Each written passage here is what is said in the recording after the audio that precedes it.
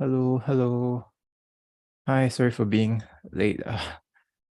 Uh, yeah, yeah, sorry for being late. I kind of just woke up. Okay, let me just see if this is working. And yeah, every week I have to see if I'm actually live. I don't know. I guess I just don't. Ever since that time where I did a stream for half an hour and um since I wasn't broadcasting, so I don't trust like that anymore. Okay, so today, we're actually moving into a new genre that's quite interesting. It's a fu, or folk song style verse. I was trying to look up information about this form, but it's uh kind of, or it wasn't available on the Chinese Wikipedia. But yeah, I mean, you can imagine from the name, it's folk song style verse. It's like a folk song, right? And yeah, usually what this means is that the meter is kind of irregular, or the line lengths are quite irregular, because usually these are poems that are sort of sang to tunes, right? And sometimes the melody would have like some will have like more bars than others. Some lines will have more bars than others. And yeah, maybe it'll be clearer if you just looked at this first poem by Gao Shi, a song of the Yan country. So Yan Ge Xing. So this is 病序, so it actually comes with a preface. Let me just see. The preface is until here. So why don't we look at the preface first, and I'll translate it since it shouldn't be translated in the website, and we can look at the poem itself. So the preface is 开元26年，客有从日使大夫张公出寨而出塞而还者，作燕歌行以示事，感征术之事，因而何焉？So in this particular year, 开元26年, so this is 26th year since the start of the dynasty, right? Or so it should be. Oh, it doesn't actually say the actual year. But next, 客有从 this next part from, I think it's 元斋. So, or is it 元界? Oh, okay. So this actually has a different ones from. So it's essentially in both cases they're like a name of an official position. So here this 元界 is just like a general lah. And then, but in the other one, this 御史大夫张公 is also some other high-ranking official. So, okay, interesting difference. Here it is. This is the difference. The second version. But so 客有从. So I think this 客 is talking about himself, is it? So he's saying I left from some fortress. Or I left this official. I departed the fortress and I returned, and I made this 燕歌行 in order to show it to him, I guess, show it to the official, and it is to relate the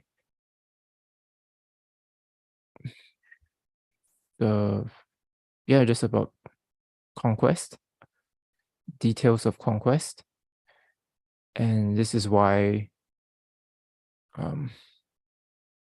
it was made, I guess. Well, that wasn't very helpful. Okay, then why don't we just look at the actual poem itself?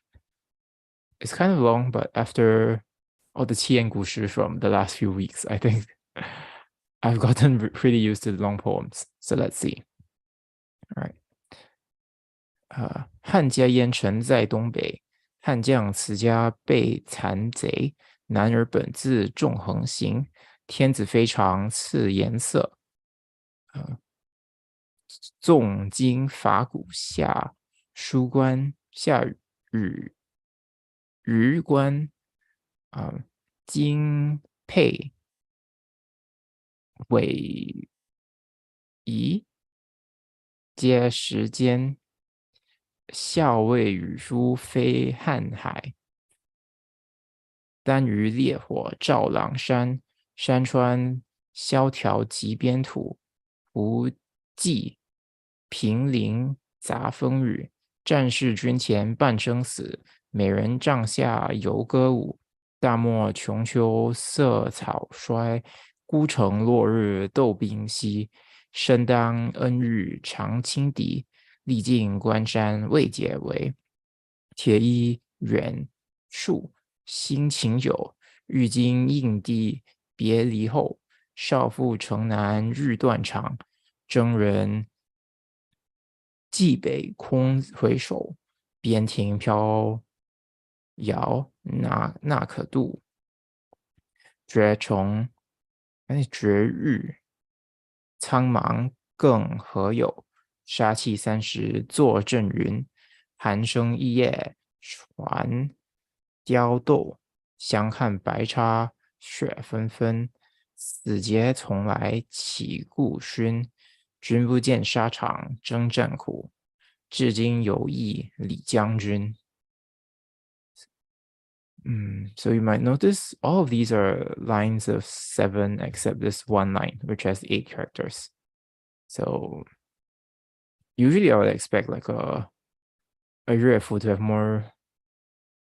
Well, I guess most of these are pretty regular lines, so it doesn't vary by too much. But yes, so just talking about the form here, right? Since we didn't get much from the Wikipedia. Oh, weird. I remember. Yeah. So something like this would have more variation in line length, as you can see, right? Like, some are like 4 characters, some are 9. But I guess most of them looks like they're quite regular.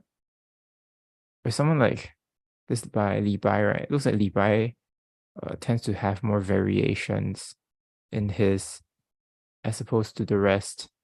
So, okay. For the English version. The northeastern border of China was dark with smoke and dust. To repel the savage invaders, our generals, leaving their families, strode forth together, looking as heroes should look. And having received from the emperor his most gracious favor, they marched to the beat of gong and drum through the Elm Pass. They circled the stone tablet with a line of waving flags, till their captains over the sea of sand were twanging feathered orders. The Tartar chieftains' hunting fires glimmered along Wolf Mountain, and then heights and rivers were cold and bleak there at the outer border.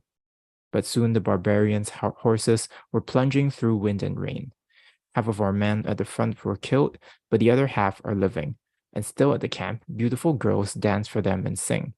As autumn ends in the gray sand, with the grasses all withered, the few surviving watchers by the lonely wall at sunset, serving in a good cause, hold life and the foeman lightly. And yet, for all that they have done, Elm Pass is still unsafe. Still, at the front, iron armor is worn and battered thin. And here at home, food sticks are made of jade tears. Still in this southern city, young wives' hearts are breaking, while soldiers at the northern border vainly look toward home.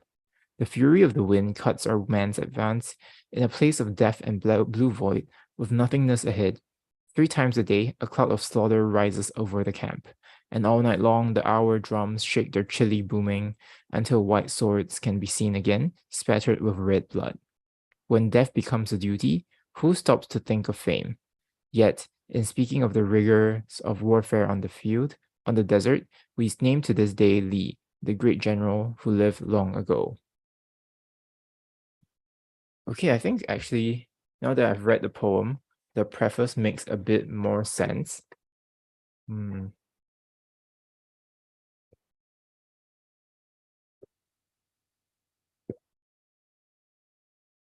Because this is trying to really describe the difficulties of the situation, right, of at the battlefront, I guess. And so when he's saying like he went out to return, he went out and then wrote this poem in order to show it to the some high-ranking official. It's meant to really show, like, depict the situation, right? Like difficulties of the situation. So it wasn't just to show him like, okay, you paid for my trip, so I need to show that I did something. This is like he's trying to do something with this poem. Yeah. And I think first thing I want to look at, so some of the references are quite clear. I think Wolf Mountain, all these are just like names of things at the border, but I want to see what's this last one about Li, the great general. So number 31, the note here. Okay, so this is Li Guang. Li Guang, this general from the Han, yeah, I guess at least Han or even earlier. So he's good at just good at using troops, and he cares dearly for his soldiers. I guess he's just like preserving the peace of some place, and the foreign invaders were afraid of him and they were not able to invade south. Okay.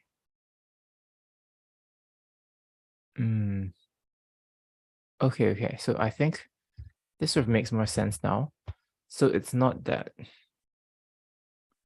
or also it's about how, so when death becomes a duty, who stops to think of fame? But then there's this guy, General Li, who, even though he lived long ago, he is like remembered throughout the ages, right? And that's because he is this general who is actually really, he's good at his job and he cares about his people. And so I think it's trying to say that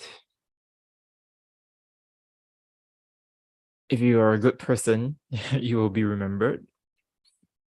But let's go over the general lines of this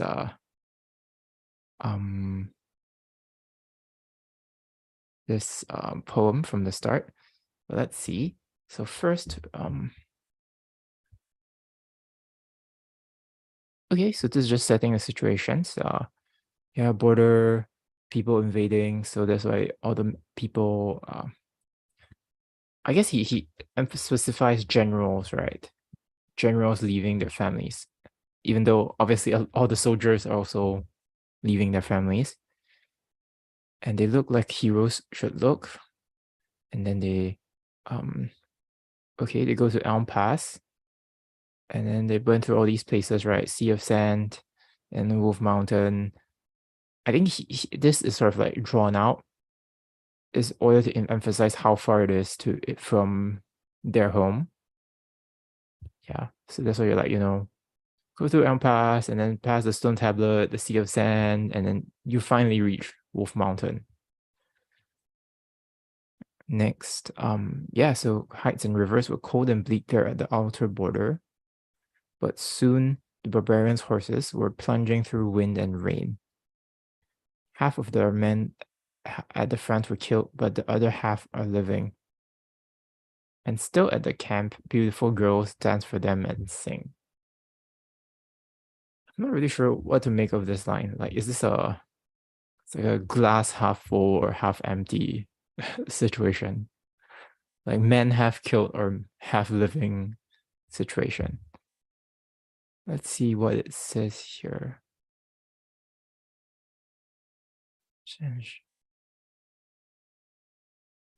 Okay. So that is literally what they said.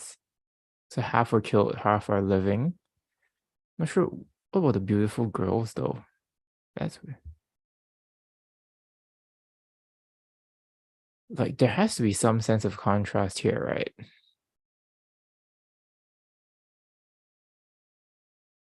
Maybe it's like, well, because of their lives, they were able to save the lives of like these beautiful girls, which could be analogous to all the families that they were left behind, but that they are all trying to protect. Right? So okay.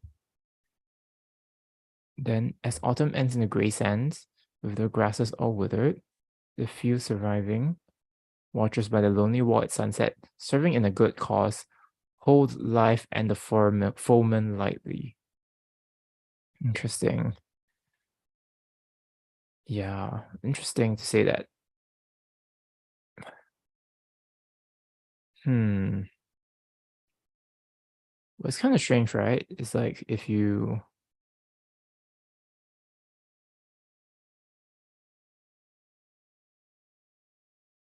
hold the enemy lightly, then you wouldn't really be worried about your life. But at the same time, you hold your own life lightly as well. So, very interesting line. Next, and yet for all that they have done, Elm Pass is still unsafe. Still at the front, iron armor is worn and battered thin, and here at home, food sticks are made of jade tears. So here at home, so it looks like this person is speaking. So he is at home now, actually. The poet is at home.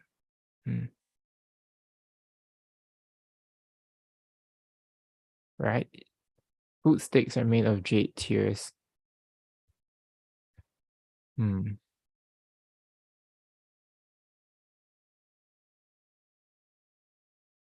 Where is that even from? This is after iron armor. What? I didn't really see that in this.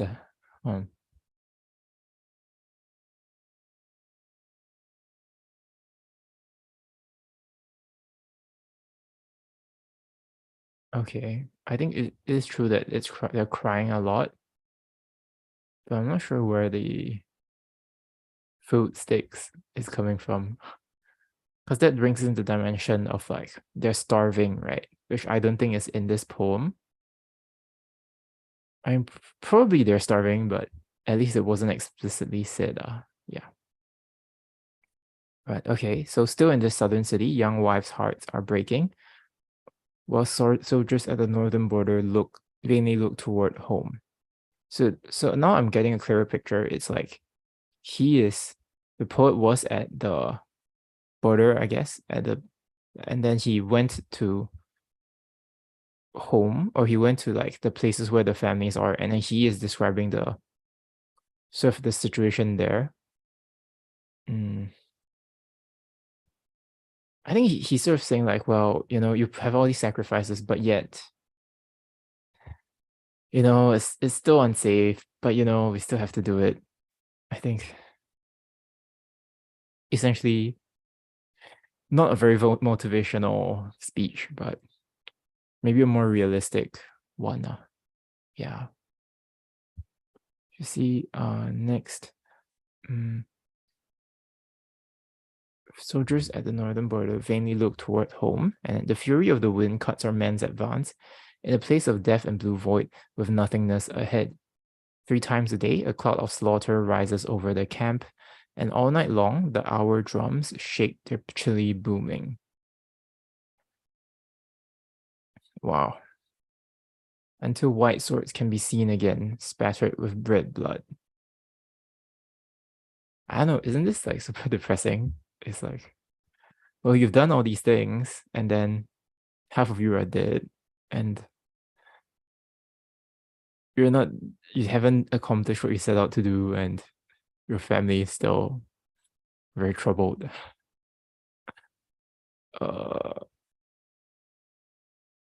And then you end here, right? When death becomes a duty, who stops to think of fame? But then you have another turn, which is, yet people do have eternal fame when you do it well. It feels like I guess he's trying to have some solace here, saying like, at least you will be remembered.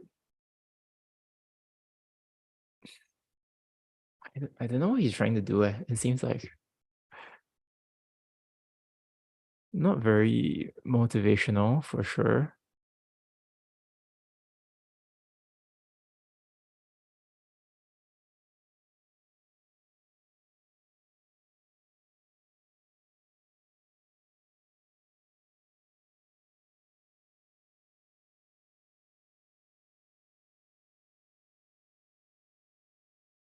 Oh, huh. People are saying this poem is to spite like the officials who okay, no, this is An Lu Shan, right? By spiting the people, or it's meant to like satirize or just like criticize without explicitly criticizing.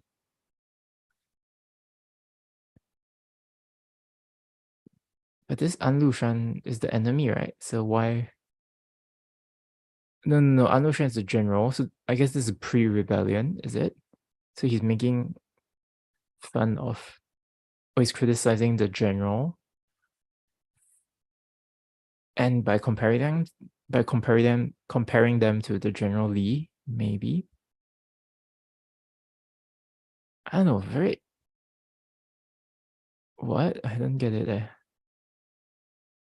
Because people say this is like supposed to be the best poem of these border poems.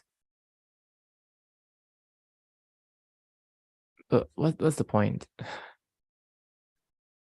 What? Okay. So this is what they're saying. So first 8 lines is about like the army being sent out, right? Okay. Is this 8 lines? Okay. And then the next 8 lines is about defeat. Okay, that makes sense because half of them are dead, right? Right, Elm Pass is still unsafe, so it's defeated. And then next is about being surrounded.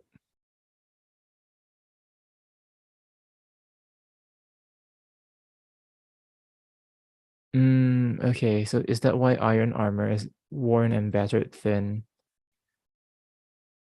Okay. And the last one is a battle to the death.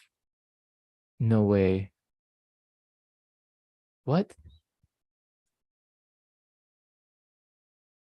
Okay, so this is just a tragic poem? Really?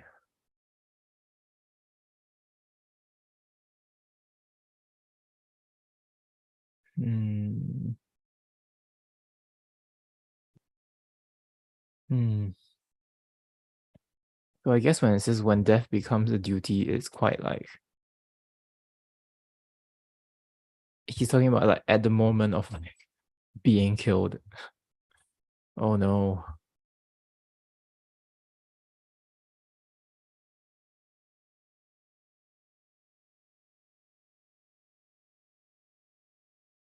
Okay. So there's this now. Okay, so for the point about General Lee, it's saying that it's because this General Lee, right, in the past, he really cared about his soldiers. That's why the soldiers were all happy they were all willing to die for him. So this is, at least this critic, uh, the author of this encyclopedia article thinks that it's meant to contrast the arrogant generals of the poet's time. Okay, interesting.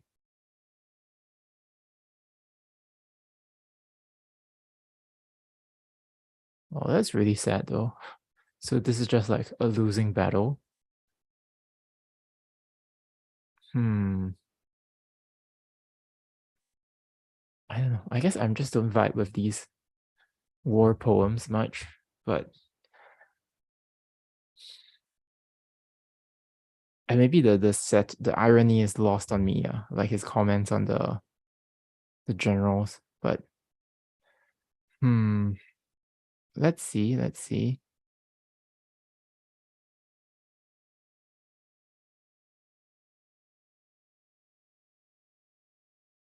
Okay, let me just check out. My thing is working, right? Okay. So the stream is working. Okay.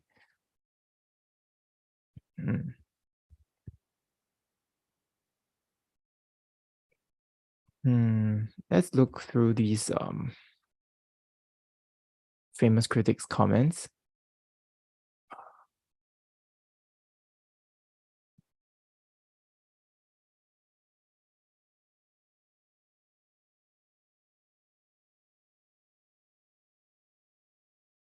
Just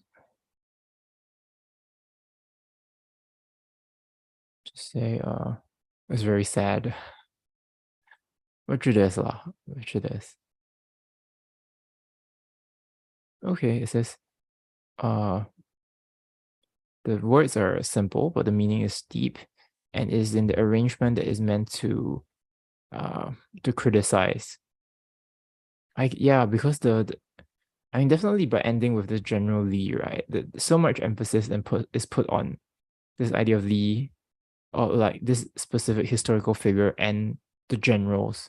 So it does make sense that the generals or at least something is being like pointed out either as like a contrast or to say that the general is as good as this Li guy. So that makes sense. Okay.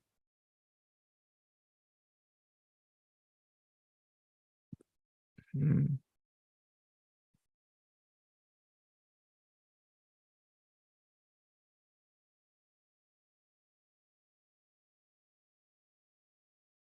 Okay lah.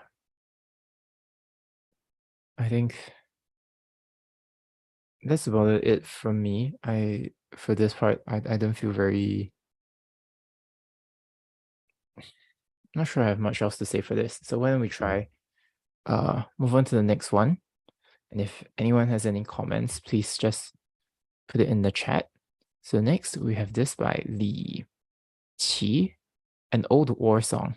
Oh gosh, I hope they're not all war songs. A song of an old general, okay. Okay, let's just do this one at a time. So an old war song by Li Qi. 古从军行，白日登山望烽火，黄昏饮马旁交河。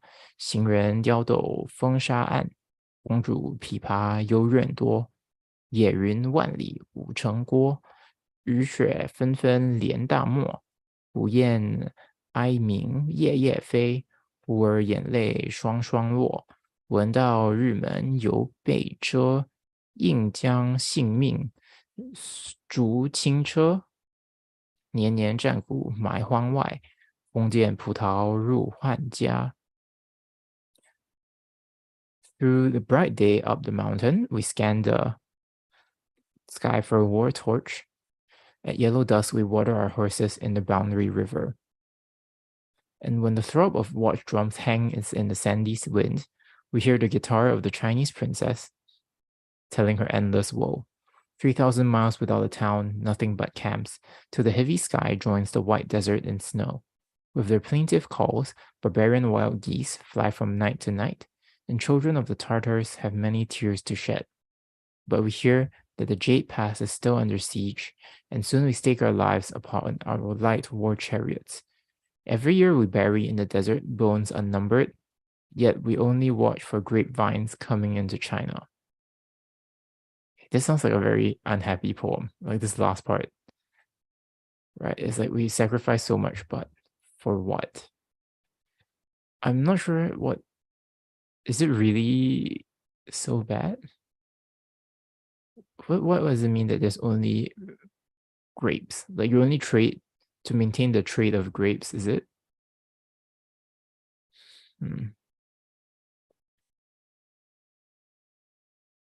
Which is true, right? So I mean it was the whole reason is like sort of fighting this border is because it's trying to preserve their control over the Silk Road. And so it does make sense that it is about trade, and then I guess he wants to minimize it, so he says it's just so you can have grapes. But I mean, from our perspective, we know that trade is like so important. And so I feel like he's being quite unfair just to say that. To put it in this way, it's like, yes, the one of the consequences is that you have grapes coming into your houses, but that's not the only thing that's at stake. And at the same time, I recognize that, you have to recognize, yeah, there is a lot of human sacrifice And yeah. But I guess it does. When you keep on reading these war poems, it gets kind of repetitive, and you sort of like, you're like, oh, people die. Like you say that, or it seems like it's just saying the same thing again. But I mean, obviously, it's important to keep in mind that it is a terrible thing, right? So to take a more sympathetic perspective, like, yes, it is a very huge sacrifice, and I think it is quite tempting to be like, to think that it's not worth all this pain. I guess it is a matter of degree. So like, how many people are killed?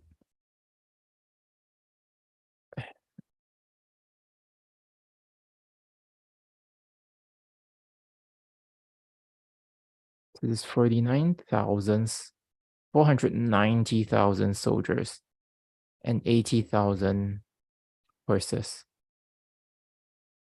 No, not killed, but I think just like who were sent there. That's a lot. Okay, and then there's this critique that they use a lot of resources to fund the military, which is causing the difficulty for the common people. I guess then at first I thought it's weird, right? It's like, well, how can you say that it's causing difficulty for the common people, and also that there's trade going on, right? But maybe the point is that the grapes are only going to the rich people, and then but the normal people are just like suffering from it. And yeah, I think then that kind of makes more sense. His perspective is like, the normal people are the ones dying for it, and the ones who don't die are still suffering from it. Meanwhile, the privileged people, they're just like staying at home, getting their grapes. So, okay. I can definitely see where he's coming from, even if I don't quite agree with the ultimate conclusion. Yeah. Okay. There's not much useful commentary here, so let's move on. So by Wang Wei, one of my favorites, A Song of a Girl from Luoyang. Luoyang 女儿行 So 洛阳女儿对门居，才可容颜15余，良人日乐乘匆马，侍女金盘快鲤鱼，画阁朱楼竞相望，红桃绿柳垂檐下，罗帷送上七香车，宝扇银归九华帐。皇夫富贵在青春，意气交奢具纪伦。自怜碧玉清娇舞，不惜珊瑚待与人。春窗暑灭酒微火，酒微片片飞花所。戏罢曾无理由时，戏罢曾无理取时。妆成只是熏香作，城中相识尽繁华。日夜经过赵李家，谁怜月女颜如玉？贫贱江头自还沙。There's a girl from Luoyang in the door across the street. She looks 15, she may be a little older. While her master rides his rapid horse with jade bit and bridle, her handmaid brings her codfish in a golden plate. On her painted pavilions, facing red towers, cornices are pink and green with peach bloom and with willow. Canopies of silk on her 7-scented chair, and rare fans shade her, home to her 9 flowered curtains. Her lord, with rank and wealth and in the bud of life, exceeds in munificence the richest man of old. He favors this girl of lowly birth. He has taught her to dance, and he gives away his coral trees to almost anyone. The wind of dawn just stirs when his 9 soft lights go out. these nine soft lights like petals in a flying chain of flowers. Between dances, she has barely time for singing over the songs. No sooner is he dressed again than incense burns before her. Those she knows in town are only the rich and the lavish, and night by night, and day and night, she is visiting the hosts of the gayest mansions. Who notices the girl from Yue with a face of white jade, humble, poor, alone, by the river washing silk? Wait, is this final girl the same as the first girl? And what does it mean by her? Her master? Is it her husband or what? Okay, it's her husband. Okay. Ah, okay. Interesting. Apparently the last part is a reference to the girl from Yue washing silk. We may have seen this before. I mean, we have seen this before. It's the story of the famous girl, famous beauty, Xi Shi. So for that, that's if you remember the story, she's just like washing her clothes at the river, and then, like people were like, "Wow, so pretty," and then she got sent to the palace. So there is a contrast here, but I'm not sure, still not very sure what's the point of this. But yeah, okay, the master here, it just means like her husband. Okay. Just let's look at the story again. So she is like at home, I guess, and then her husband. Hmm.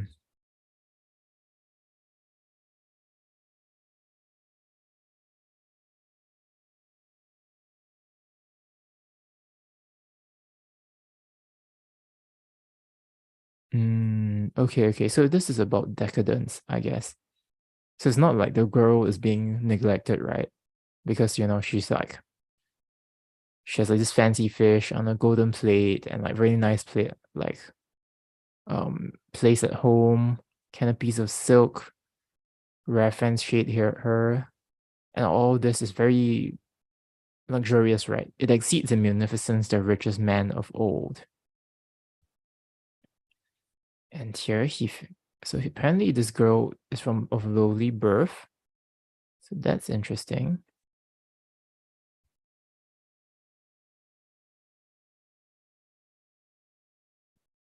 And they teach her how to dance and give away like coral trees, which sound very fancy.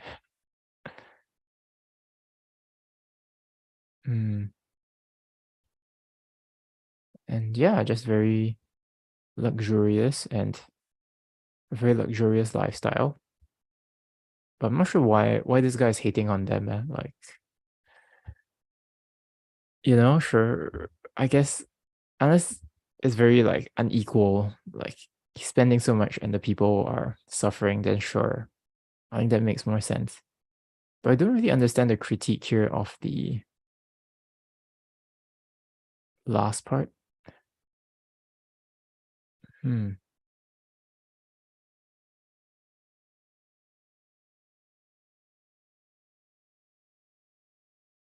I guess it is saying that if this is a reference to this famous beauty, then what's the point? Is he saying that he's so obsessed with his girl he cannot recognize simple but great pleasures?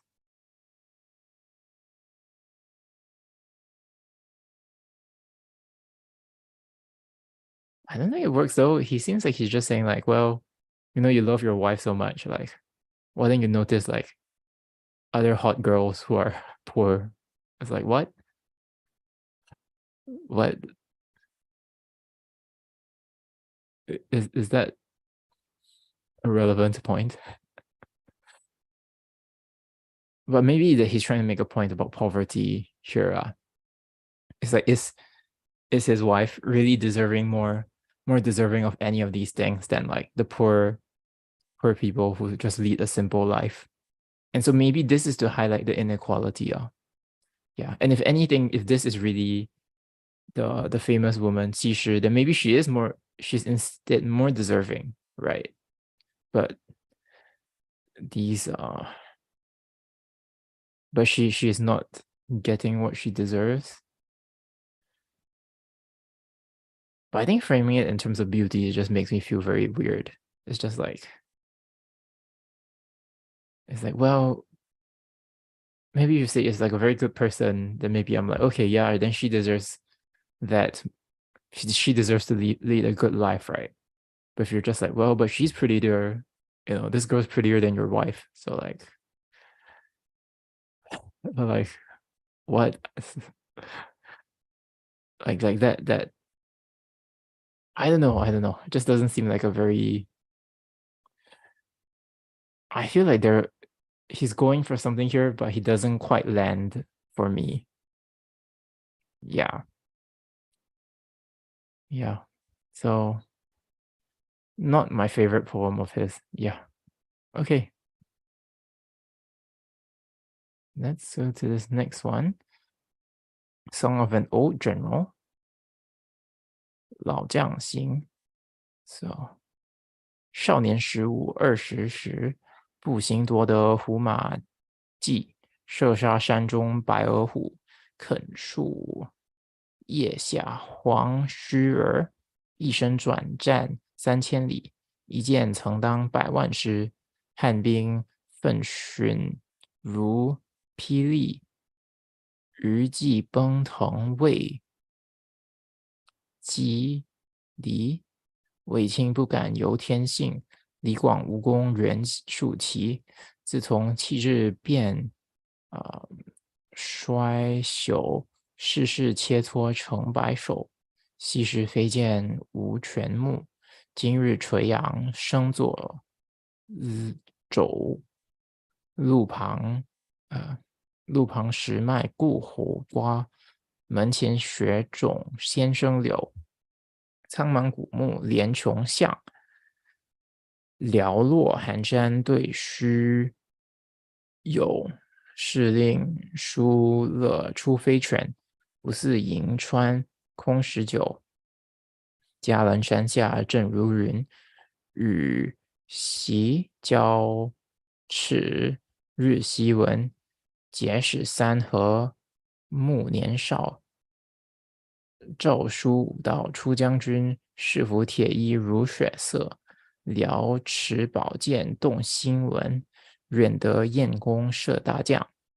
此令越甲明务君，莫嫌旧日云中守。犹堪一战取功勋。When he was a youth of 15 or 20, he chased a wild horse. He caught him and rode him. He shot the white-browned mountain tiger. He defied the yellow-bristled horsemen of Ye. Fighting single-handed for 1,000 miles, with his naked dagger he could hold a multitude. Granted that the troops of China were as swift as heaven's thunder, and that Tartar soldiers perished in pitfalls fanged with iron. General Wei Qing's victory was only a thing of chance, and General Li Guang's thwarted effort was his fate, not his fault. Since this man's retirement, he is looking old and worn. Experience of the world has hastened his white hairs. Though once his quick darts never missed the right eye of a bird, his now knotted veins and tendons make his left arm like an osier. He is sometimes at the roadside selling melons from his garden. He is sometimes planting willows round his hermitage. His lonely lane is shut away by a dense grove. His vacant window looks upon the far cold mountains. But if he prayed, the waters would come rushing for his man, and never could he wanton his cause away with wine. War clouds are spreading under the Helan range. Back and forth, day and night, go feathered messages. In the 3 river provinces, the governors call young men, and 5 imperial edicts have summoned the old general. So he does his iron coat and shines it like snow, waves his dagger from his jade hilt in the dance of starry steel. He is ready with a strong northern bow to smite the Tartar chieftain that never a foreign war dress may affront the emperor. There once was an aged prefect, forgotten and far away, who still could manage triumph with a single stroke.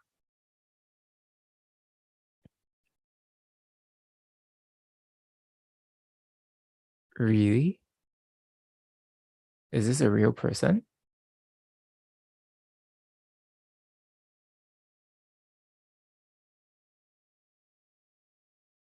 Hmm.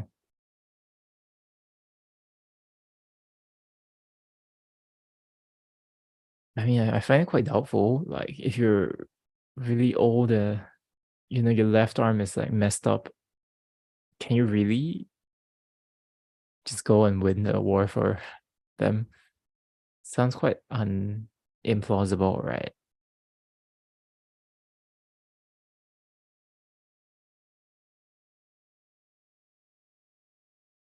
Mm, interesting.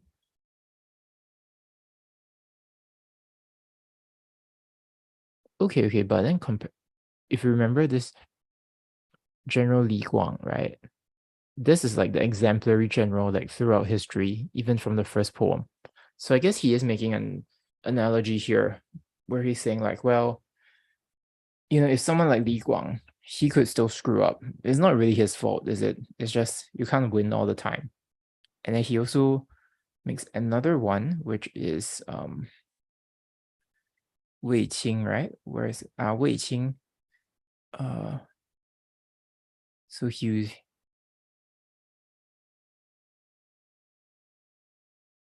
I guess he's well known as like a lucky general. Yeah, so I think he's making a point here where it's sometimes defeat and victory is a matter of chance, and it's not really a reflection of the person's merit.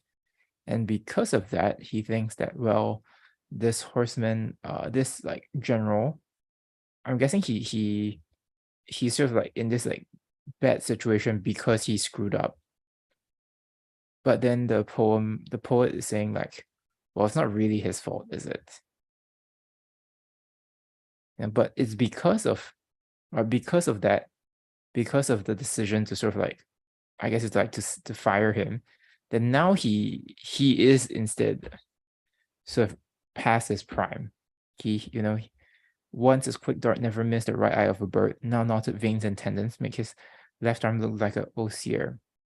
And then he's like just straight up like selling melons. Like he's like a fruit merchant now, right? So, but so now if I look at that, I do feel more sympathetic to the idea that the poet wants to is saying that, hey, it's not really his fault, and if you call him back, he can become just as good. Like, not saying he's just as good now, but maybe it'll take some time to get back into shape. But he is still a great general, like one who could do all these like insane feats. Like when I first read this, I'm like, wow, it sounds like Hercules, right? These like insane feats of strength and ability. So this I guess he's trying to say this general really is like a rare talent, and it's just being wasted because of like a mistake that was outside of his control. Yeah, and he still, the talent has not faded away. He can still manage triumph with a single stroke. So here it's a kind of criticism of the military system. Yeah. Okay, interesting.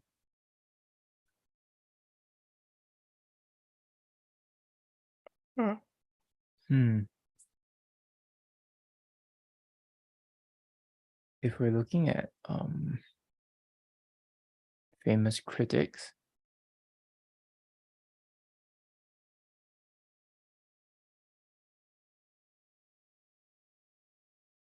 okay, so here it says the two lines about the lucky general Wei Qing, and then like the great general Li Guang. So it's just a very great parallelism here. Mm.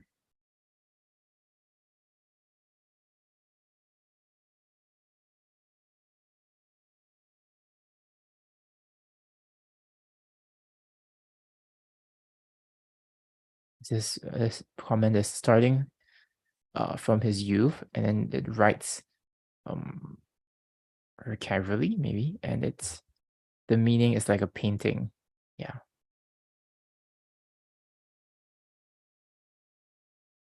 Yeah, okay. Looks good.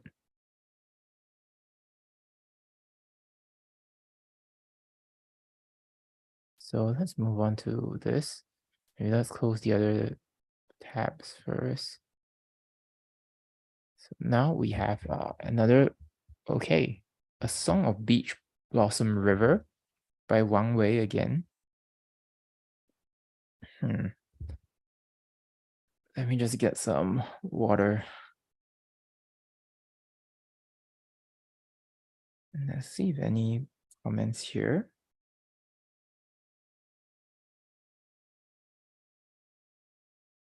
Oh, wow. Sorry, Danica, I missed two of your comments. Let me see. So first for the, okay, there's the poem about that rich girl, right? Girl from Luoyang. So you say, I understood as she having a lavish life despite her background. She has many resources available to the point she doesn't know how to use it all.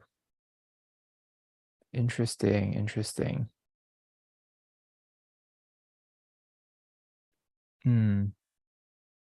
Right. Right. I guess, and the background part is quite important, right? Because she was born poor, this girl of lowly birth, but then she has all these resources. But at the same time, there's like, I don't know, but at the same time, another girl who's also born poor, who I guess is also supposed to be very worthy because she's very beautiful, but she is not given these resources. So yeah, maybe it is a point about like unfair concentration of resources, like, and sort of just dependent on the whims of like some rich dude. It's pretty unfair. Yeah. And for this next part, you ask if the word old has the same meaning we have today. Today we find 60 to 100 old already, but before 40 was considered old. I'm not sure if they say how old this old guy is. I can't be too old, right? I can't imagine like an 80-year-old leading troops, but let's see. So this person, I think it's an actual historical person. So he was born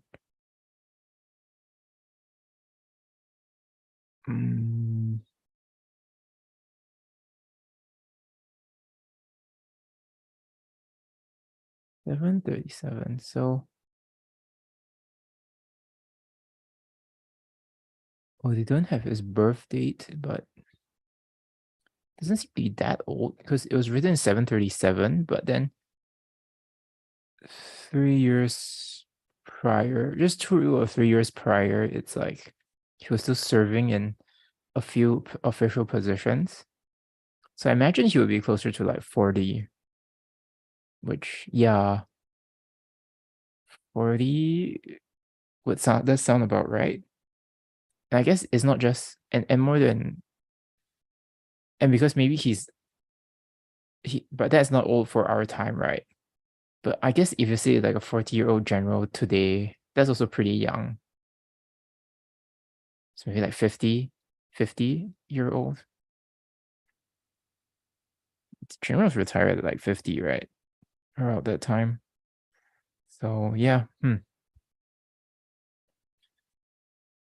I guess I think 50 is more plausible that his hands are sort of all wacky. So yeah, okay. I think that does help me like see the like the situation more, like really trying to pinpoint his age. Yeah, interesting. Okay. Yeah, let me know if you have more comments. It's a bit hard for me to see sometimes. I can't really tell how many people are watching, but I'll try to check more often because yeah. Okay, so then next we have One way again is A Song of Peach Blossom River, 桃源行. 渔舟逐水爱山乡，两岸桃花甲骨今。坐看红树不知远，行尽清溪不见人。山口潜行始微日，山开旷望悬平路。遥看一处窜云树，进入千家算花烛。樵客出船汉姓名，知人未改秦衣服。知人共住武陵人，还从屋外起田园。月明松下房龙静，日出人中鸡犬喧。今闻俗客争来急，尽引还家问都巴。平民驴巷扫花开，薄暮渔樵乘水入。初因碧地去人间，及至成仙遂不传。匣里谁知有人事，市中遥望空云山。不疑临近难闻见，诚心未尽思乡羡。出洞无伦隔山水，此家中你常游眼。自谓经过旧不迷，安知风鹤今来变。当时只记入山深，清溪几许到云林。春来便是桃花水，不辨仙缘何处寻。A fisherman is drifting, enjoying the spring mountains, and the peach trees on both banks lead him to an ancient source. Watching the fresh-colored trees, he never thinks of distance till he comes to the end of the blue stream and suddenly, strange man. It's a cave with a mouth so narrow that he has to crawl through, but then it opens wide again on a broad and level path. And far beyond, he faces clouds crowning a reach of trees and thousands of houses shadowed round with flowers and bamboos. Woodsmen tell him their names in the ancient speech of Han, and clothes of the Qin dynasty are worn by all these people. Living on the uplands above the Wuling River, on farms and in gardens that are like a world apart, their dwellings at peace under pines in a clear moon, until sunrise fills the low sky with crowing and barking. At news of a stranger, the people all assemble, and each of them invites him home and asks him where he was born. Alleys and paths are cleared for him of petals in the morning, and fishermen and farmers bring him their loads at dusk. They had left the world long ago. They had come here seeking refuge. They have lived like angels ever since, blessedly far away. No one in the cave knowing anything outside, outsiders viewing only empty mountains and thick clouds. The fisherman, unaware of his great good fortune, begins to think of country, of home, of worldly ties, finds his way out of the cave again, past mountains and past rivers. Intending some time to return, when he has told his kin, he studies every step he takes, fixes it well in mind, and forgets that cliffs and peaks may vary their appearance. It is certain that to enter through the deepness of the mountain, a green river leads you into a misty wood. But now, with spring floods everywhere and floating peach petals, which is the way to go to find that hidden source? So this is a retelling of a very famous story called the 桃花源记 by Tao Yuanming. So yeah, it's basically exactly the story that was told in English. Maybe some points to note is that, so the Han, so even though now I think many people would say the Tang dynasty, where these poems are from, are like the peak of Chinese civilization, but during the Tang, they thought that, the Han dynasty was like the peak of their Chinese civilization, because we're always like looking back, right? Or we say, the golden age is in the past. So here it's like the story is that there's this hidden community of people who sort of, I guess, went into this cave in the Han dynasty. The cave is through the cave, and then you have like this nice place, right? So I imagine you can see sun there, or the path is through a cave. Yeah. So the story is like, oh wow, imagine they won't go there, and all those people from our golden age, they preserve all their customs, and things are just as good as it was back then, but we can access it right now. It's like if we could, the analogy is like, wow, imagine if like all these Renaissance people are hidden in some island off the coast of Italy, right? Like something like that is just like the peak of culture, like just a way to return to the golden age. And here, yeah, so that's why the fisherman was very lucky, but he was unaware of it, and so he tries to leave. And once he leaves, he's never able to find his way back. That's sort of the story. I think it's especially powerful if you think of the current time as terrible. It's like if you can somehow escape like the worst of times to go back to the best of times, but you're dumb enough to come back, to come back and never be able to access it again. So yeah, I think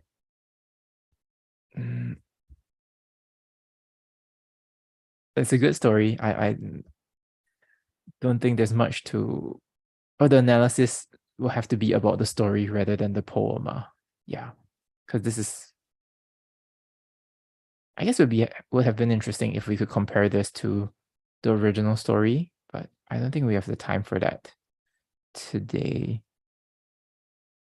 So yeah, and famous critics. What do they say?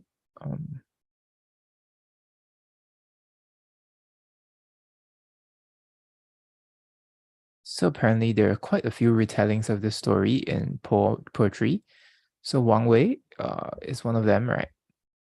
And then there's also one by Han Yu and Wang Anshi. So these are also famous poets. And yeah, okay.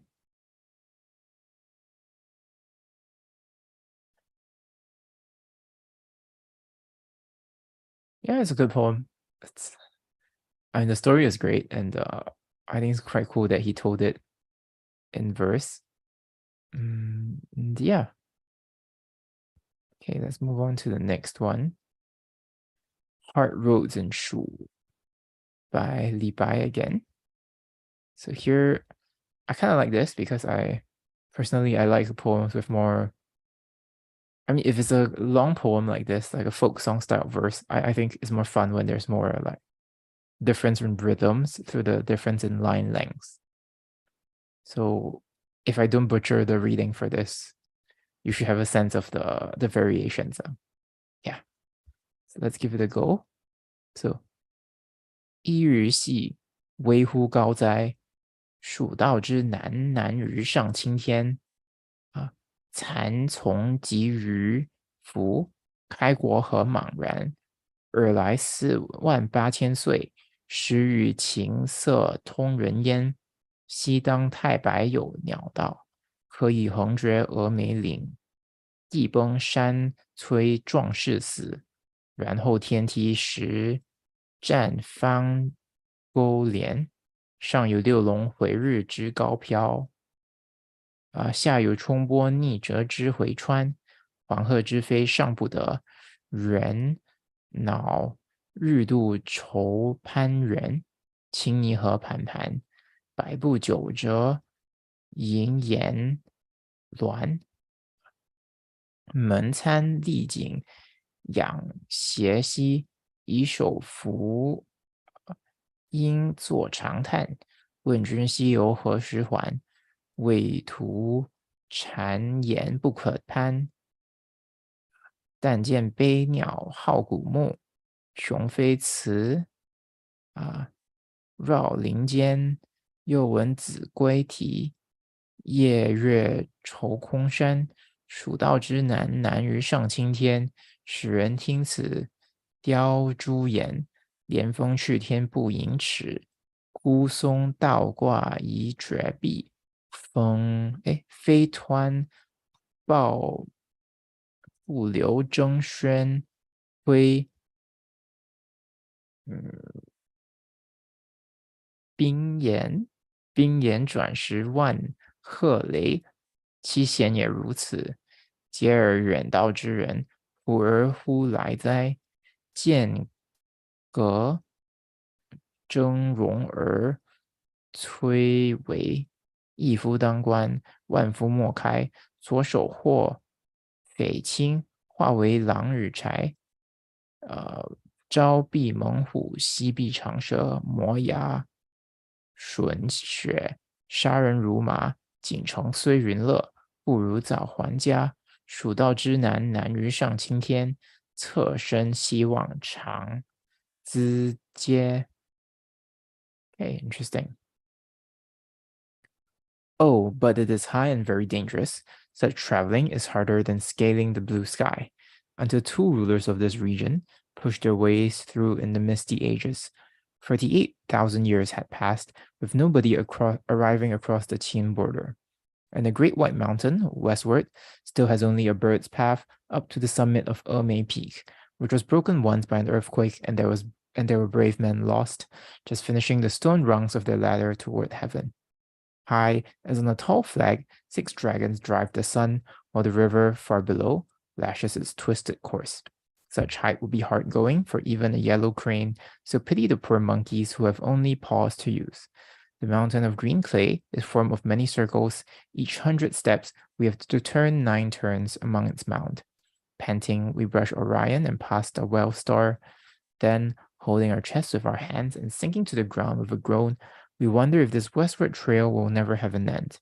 The formidable path ahead grows darker, darker still, with nothing heard but the call of birds hemmed in by the ancient forest, male birds smoothly wheeling, following the females, and there come to us the melancholy voices of the cuckoos out on the empty river under the lonely moon. Such traveling is harder than scaling the blue sky. Even to hear of it turns the cheek pale, with the highest crag barely a foot below heaven. Dry pines hang, head down, from the face of the cliffs, and 1,000 plunging cataracts outroar one another, and send through 10,000 valleys a thunder of spinning stones. With all this danger upon danger, why do people come here who live at a safe distance? Though Dagger Tower Pass be firm and grim, and while one man guards it, 10,000 cannot force it. What if he be not loyal, but a wolf toward his fellows?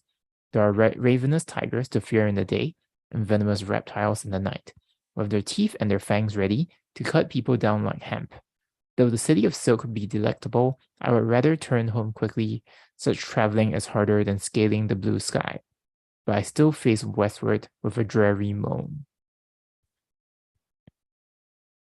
So this is about going to Shu, but I don't know why. Why is he going there?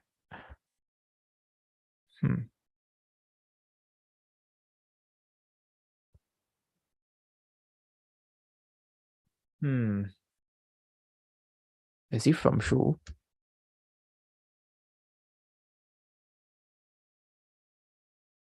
I think it's pretty cool because there's, oh wow, there's quite a few like repetitions here, which is like, and it's like 难于上青天, right? It's 蜀道之难，难于上青天. How do you translate it? So traveling is harder than scaling the blue sky. I'm trying to see why he's going there. Is he?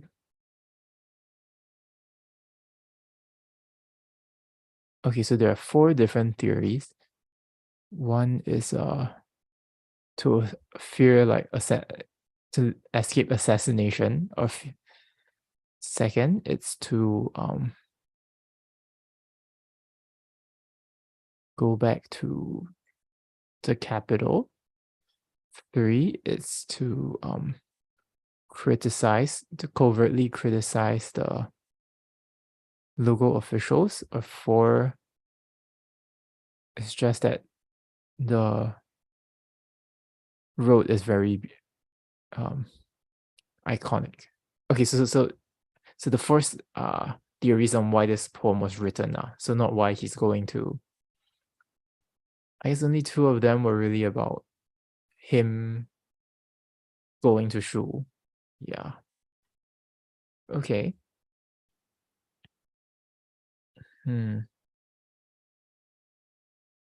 Oh, someone said, just join, please recap what you read. Well, I'm not sure if you're still here, but I mean, all of these poems are sort of disjointed. They're sort of separate, right? So you can really just jump in whenever. And yeah, at least for this poem, why don't you just, I think you can just rewind and see, because it's all also recorded, right? And then you can probably even watch it at 2x speed, and so you'll eventually catch up to the present. But yeah, so I mean, I know there's like a ton of other poems we read before, but you really can just jump in at any of them because they're not like a fixed series, you know? Like there's no fixed order that you have to read them in. Okay, so for here, oh, these are great photos of the, okay, this path does look pretty rough. Wow. Well, let's look at these. These are cool. Wow, that's so cool. Can you imagine traveling through this? I'm sure it wasn't so broken back then, but wow, this is cool. Yo, I imagine going, like walking this, and this before they had these metal chains, right? Like walking this path. I imagine he'll be carrying books and stuff as well. Wow, that's really cool. That's really cool.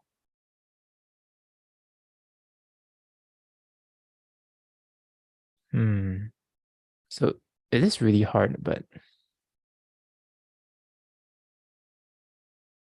wow, with those views, I can see why he still keeps going. Wow.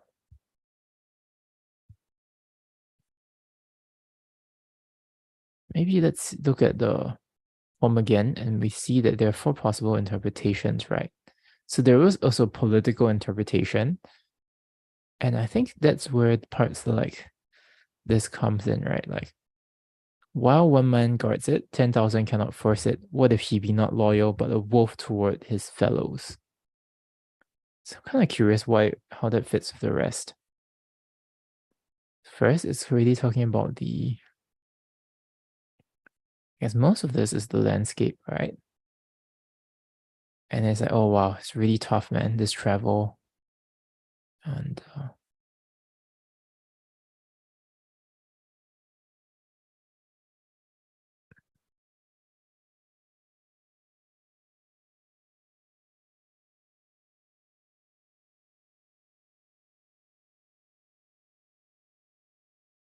I'm not sure why this part is doing it. Okay, but generally it seems like he really doesn't like this journey, right? It seems like he's just describing it pretty beautifully. I guess he can appreciate the beauty even though it really sucks. Why do people come here who live at a safe distance? Though Dagger Tower Pass be firm and grim, and while one man guards it, 10,000 cannot force it. I still didn't get this part. Like, what was this part about loyalty?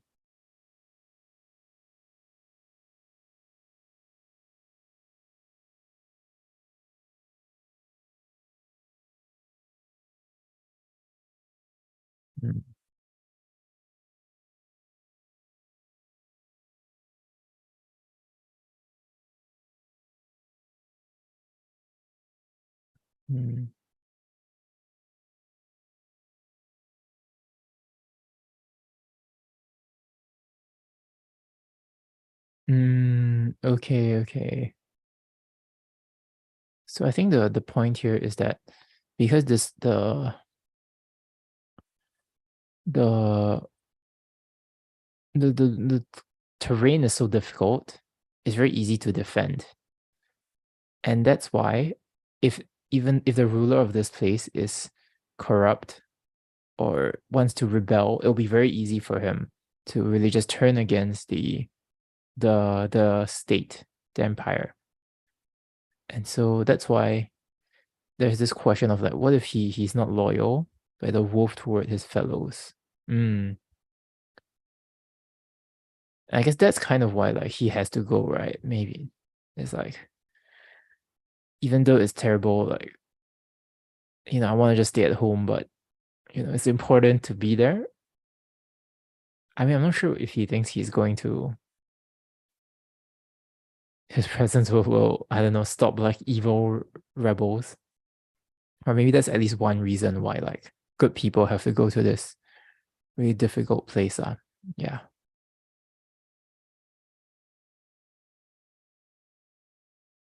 Yeah. And dangerous place as well.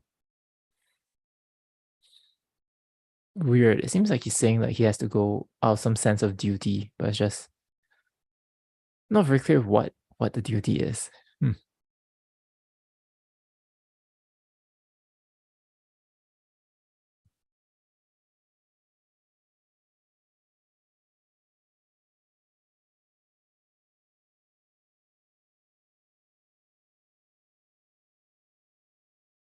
Danica says they are not.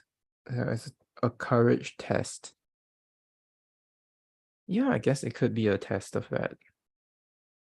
Or like if you need to test an official, you're like, well, maybe I should send you to this really difficult place and see if you're loyal, right? Because well, first you have to get through all the difficult travel, and then you have to, I guess, have the character to govern properly. So okay.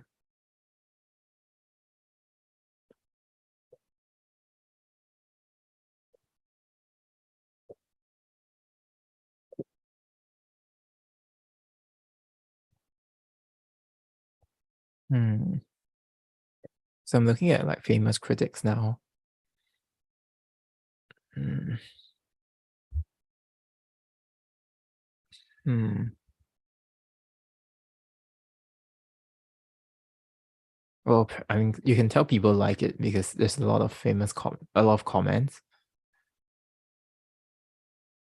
Hmm.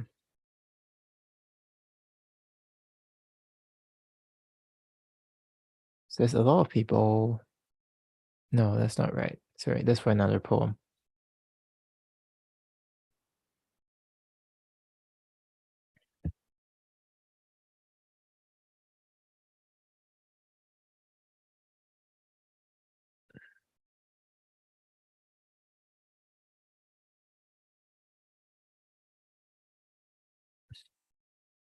I think most of these are just saying it's very vivid the way he writes it.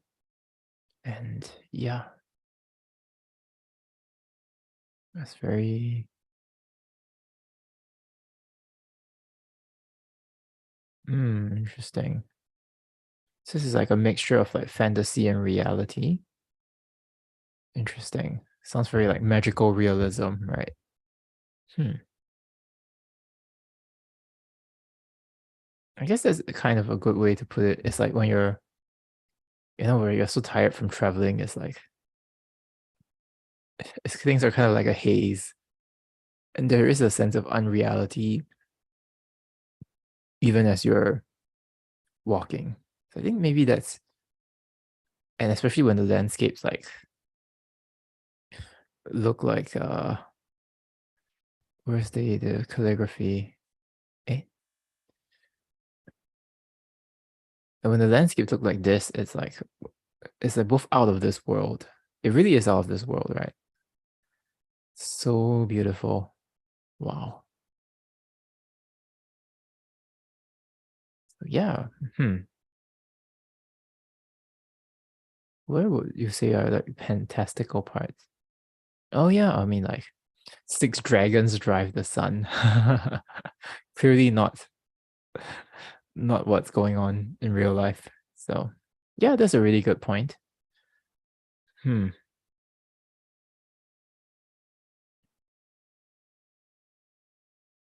Okay. Huh. Wow. I think I have to move on now for purposes of time. But still have shoot. Still have a few more to go. So, but these two, so this is a pair, and then these two, oh, these two are also a pair. So let's read them both and then start reading them together. Yeah. So first one, Endless Yearning by Li Bai again. So 长相思之一，长相思在长安，老尾秋啼金井阑，微霜凄凄，殿色寒。孤灯不明思日绝，愿唯望月空长叹。美人如花隔云端，上有清明之长天，下有渌水之波澜。天长路远魂飞苦，梦魂不到关山难。长相思催心肝。I am endlessly yearning to be in Chang'an. Insects hum of autumn by the gold brim of the well. A thin frost glistens like little mirrors on my cold mat. The high lantern flickers, and deeper grows my longing. I lift the shade and, with many a sigh, gaze upon the moon, single as a flower centered from the clouds. Above, I see the blueness and deepness of the sky. Below, I see the greenness and restlessness of water. Heaven is high, earth wide. Bitter between them flies my sorrow. Can I dream through the gateway over the mountain? Endless longing breaks my heart. Interesting. Okay, let's look at the second part. It's the second poem in the series. All right, Endless Yearning 2长相思之二。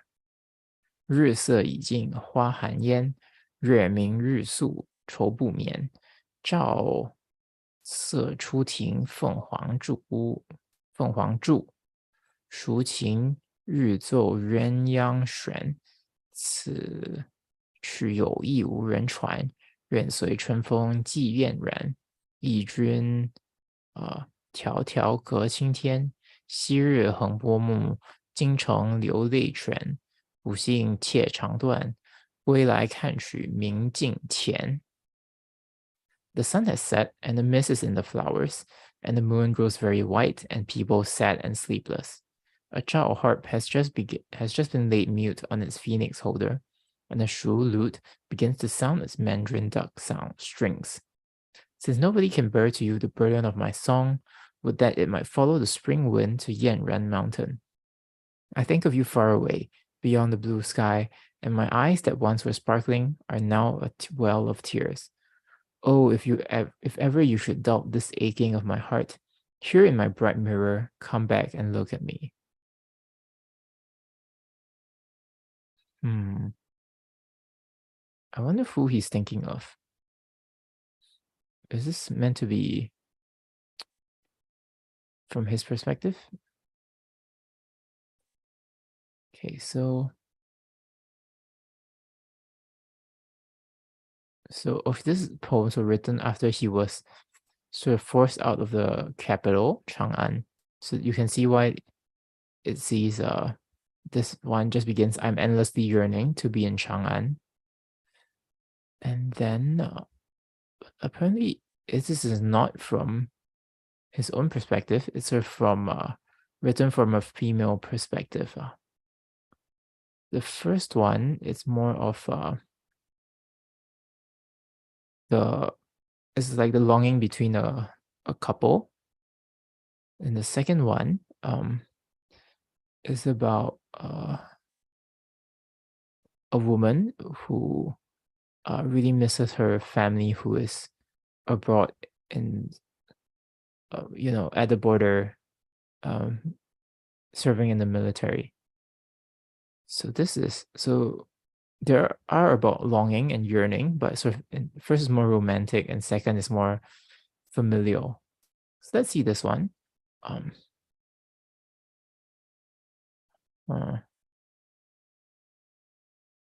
Insects hum of autumn by the gold brim of the well. So maybe one sign that is romantic is to talk about the moon. This is a romantic symbol, but also all the war poems talk about the moon, right? So, I'm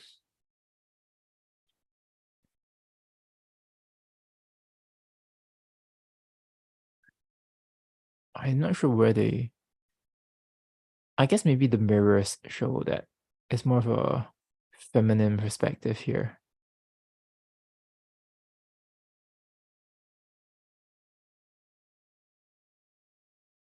This is okay, okay. I think the Chinese is something that wasn't in the English. So here this 美人如花隔云端. So here is a single as a flower centered from the clouds.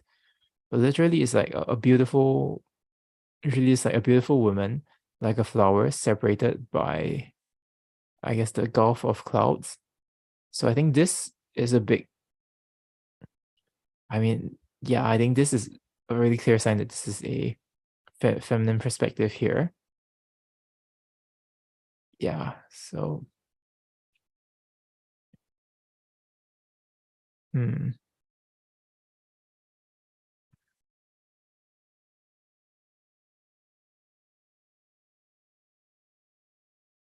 interesting. Maybe it's a romantic yearning.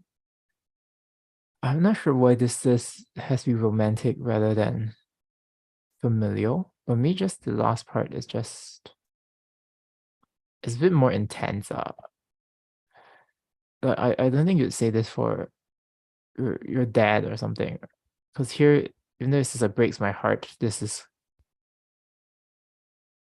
I think this literally says it ruptures my heart and my liver. So I think this the slightly more, it's quite a bit more intense than like a familial longing, which is why we can read it as a romantic sort of longing. And yeah,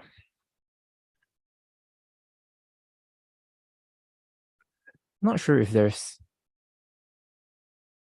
actually gives much insight into the nature of missing someone.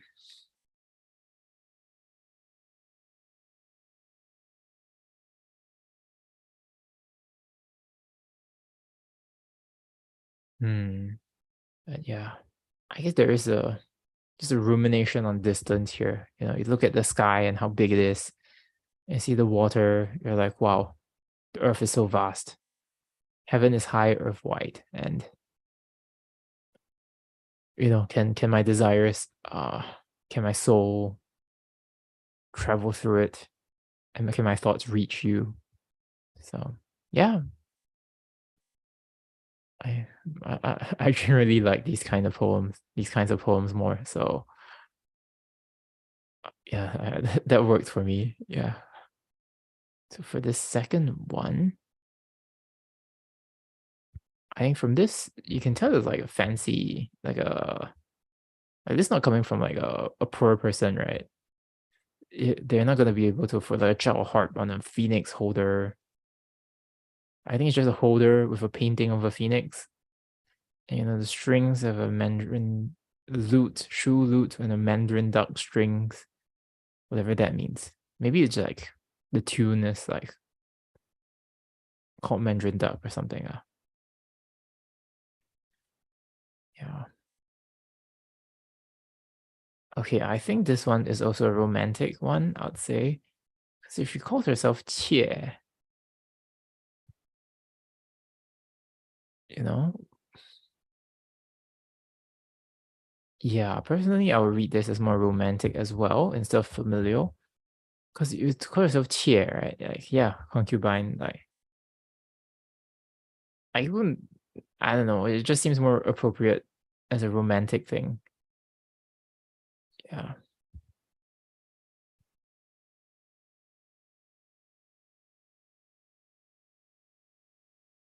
I'm not sure what to make of this last part though about the mirror.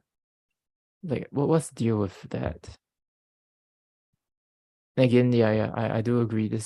I mean, this has to be a feminine perspective. Yeah, so that's pretty clear because of she's referring to herself as a qie, which doesn't have to be like concubine. It could just be like, but it's like a very, it's like calling yourself like a wife or something. It's more, so it's definitely something only a woman would normally say. Yeah, the way to refer to yourself. Yeah. So I'm not really sure what the mirror is doing. Okay, so here's one interpretation is that if you look in the mirror, you see how frail I look. I think maybe I was also thinking that if you look in the mirror, then you can see, all my tears, right? Like her eyes are red. Hmm. Why the mirror?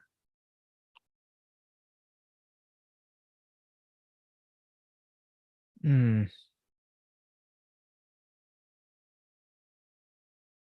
Yeah, not really sure what the specific image of the mirror is doing here though. Maybe it's like symbolize her purity as well, like the purity of her love. Hmm.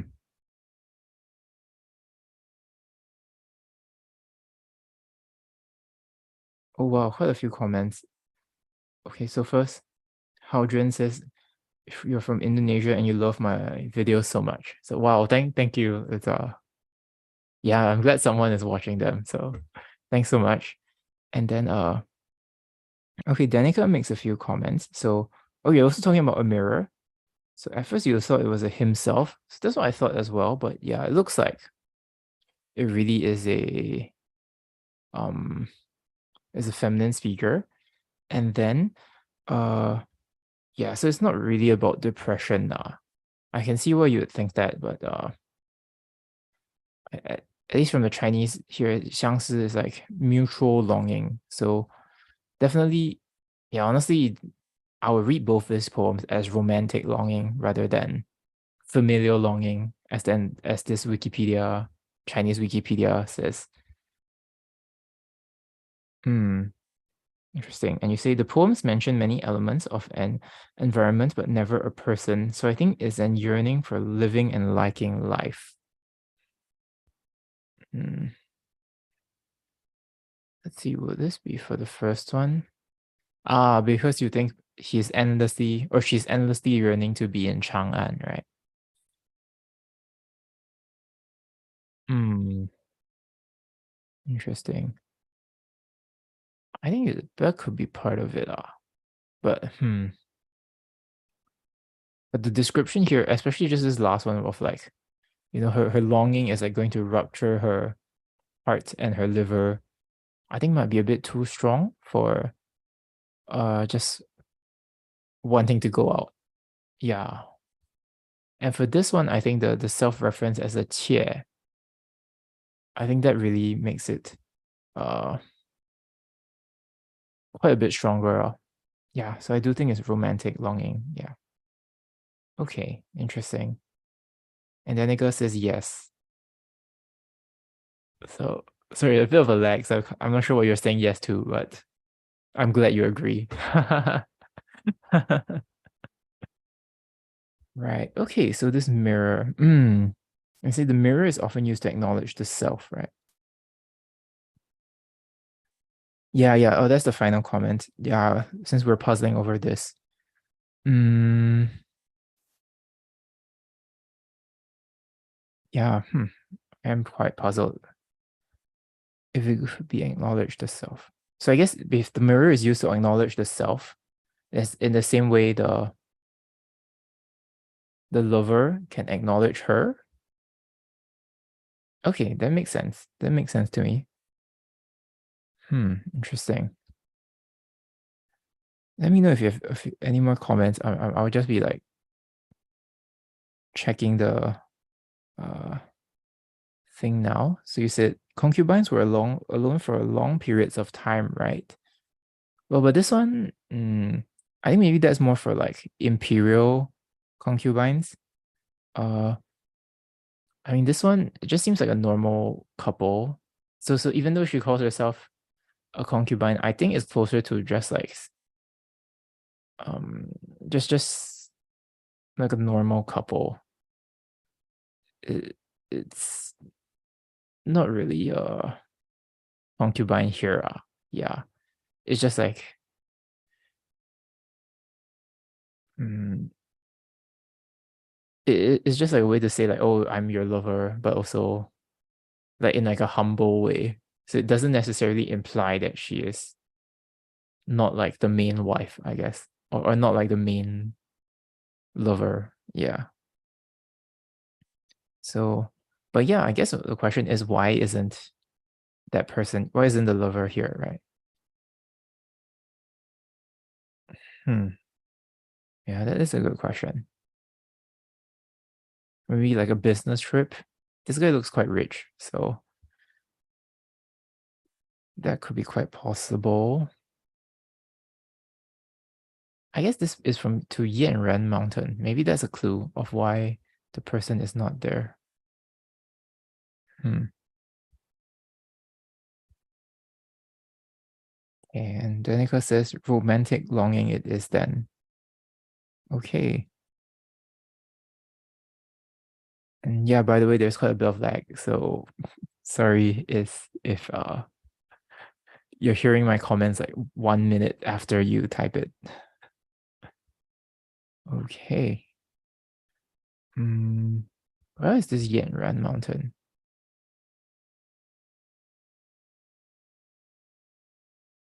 Yanran.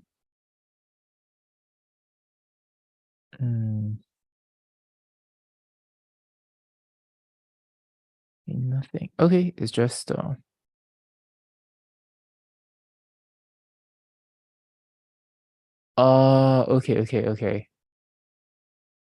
I think this is like in Mongolia. Jeez.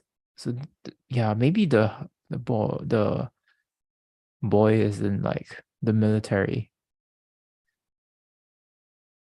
Okay, that would make some sense actually. But I was surprised someone so rich would have to go. They could probably have paid someone to go in his place, right? Yeah. Okay. All right. And what about the critics for now? Hmm. Okay, so only these. All right. Why don't we start with the second one since we've been talking about that for now? Hmm. So this is sad but not hurt. It is kind of angry but not libelous, resentful but not libelous. I guess it's just saying that, yeah, she wishes he was there. She's kind of sad about the whole situation, but she's not trying to attack anyone. Yeah. Okay. So that, and then for the first poem, the critics would be that, okay, so this is, okay,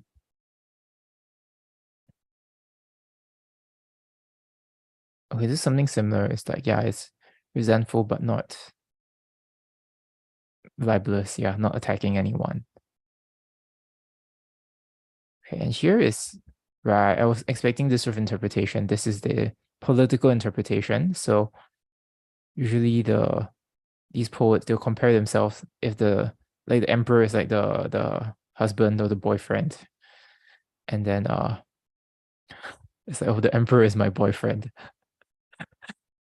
Yeah, but they compare themselves to like the woman, right, in the relationship. And so this is a political interpretation where he's saying, well, after the poet Li Bai has been sort of exiled, then he does not forget about the emperor. And so he wrote this. I don't know, it's kind of sus. She was kind of weird, but I mean, it does make sense if it is it's a pretty common thing lah, that these poets do because they can't just say it explicitly, right? Yeah. And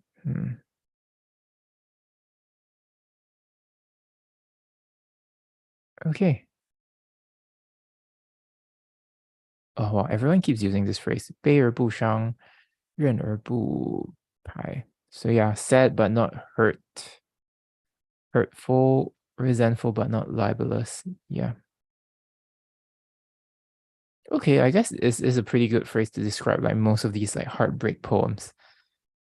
But I'm just surprised it's like it came out like 3 times within like 20, not even 20, right?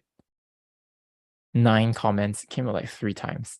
Like 30%, 33% of the critics use the same line.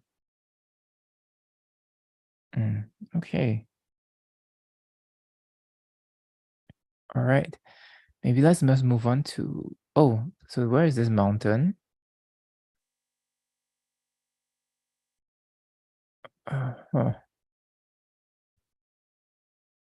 Okay.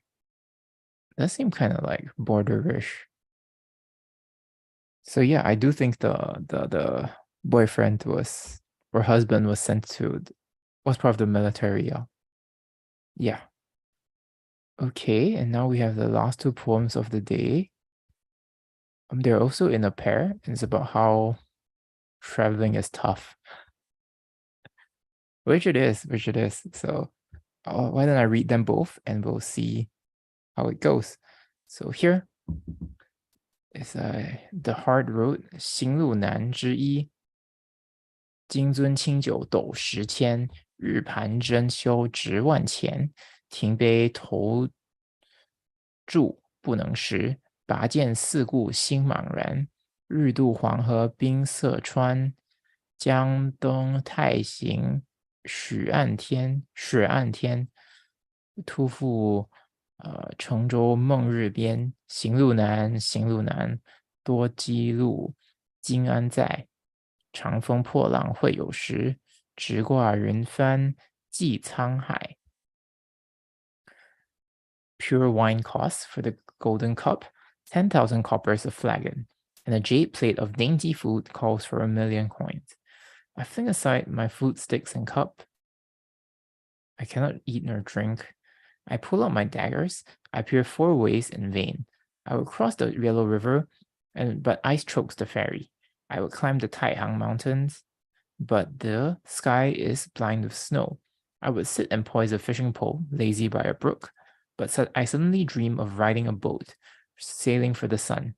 Journeying is hard, journeying is hard. There are many turnings. Which am I to follow? I will mount a long wind someday and break the heavy waves, and set my cloudy sail straight and bridge the deep, deep sea.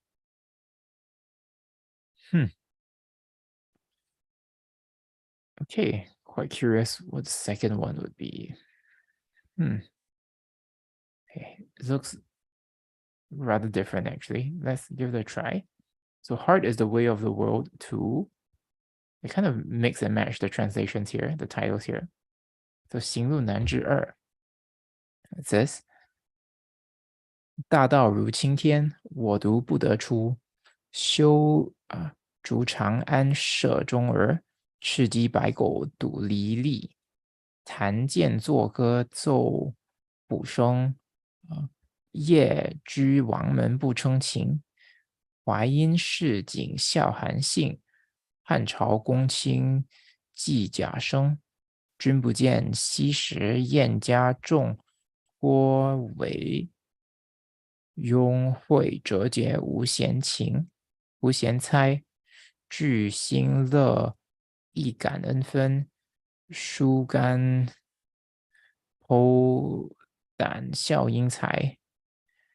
朝王白骨迎蔓草，谁人更扫黄金台？行路难，归来去。Like this is weird, right? This is very different, right? Like, what's with all the references here? Like, I thought he was just saying like traveling is hard, like the mountain poem just now, right? But here there are all these random allusions to historical figures.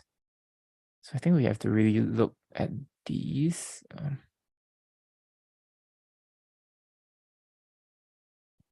So from 8 onwards.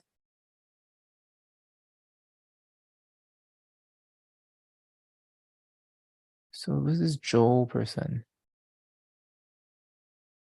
Okay, so 甲 is 甲生 is 甲乙. So he wanted to reform the ritual system, and then he was opposed by the other ministers. Oh, okay, I know this one. This Feng something, right? Yeah, he had no fish to eat. Okay, this is a funny story. It's just like this talented official, then he's just like, oh, my, or he was like a shi, he was like a man of talent where he sort of served under like rich people, right? And then usually like to have some official position, but then he was like, oh, my boss is not treating me well. He doesn't give me enough like nice food. So I'm gonna go. And the boss is like, okay, fine, I'm gonna give you what you want. And he does this like 3 times. But then once that was done, this guy was like was actually really, really good at his job. So yeah, okay. So how does that fit in here?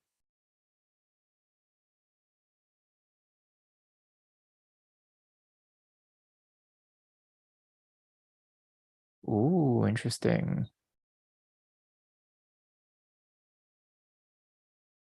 This king of Yen, he swept the floor. Yeah, this is interesting. So this is about a story where, yeah, he actually used his sleeves to sweep the floor in order to welcome a talented minister. Wow.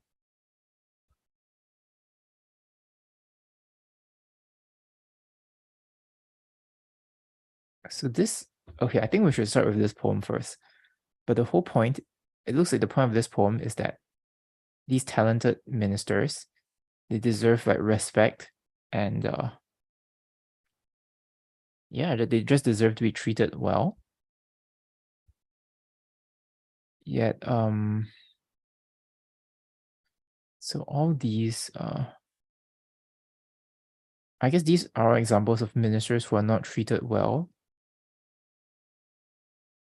right? Which is why he has no way out before his eye, and ashamed to follow those who have no guts, gambling on fighting cocks and dogs for bears and pears and nuts. I guess these are the people who are sort of in the court, but who accept the disrespect. So these are the talented people who are not treated well, and you're like, well, haven't you heard of treating your ministers well? When you do that, men who are worthy will come and serve. And so it's like, this is really hard, man. You should go back to this way, but you should go back to this way of leading without delay. So this is very clearly a political poem, right? Very clearly. So I think that would really change the way we read the first poem, right? Interesting. And okay, so here, so I didn't really know this as a political poem until the second one. So that was really cool. Now we see that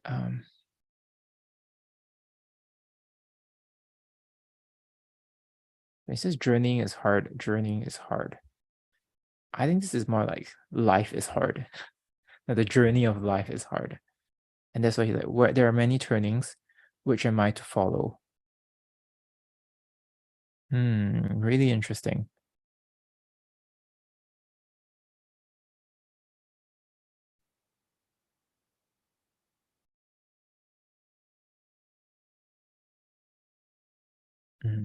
Right. Then because his travel life is hard. Like that's what I thought also, right? Because I was like, he was literally complaining about travel life in the other poem about the mountains, right? But now, yeah, I guess we have to give this a political interpretation because yeah, I mean it's yeah, that's wild though. I really didn't expect it to be so political until the second one.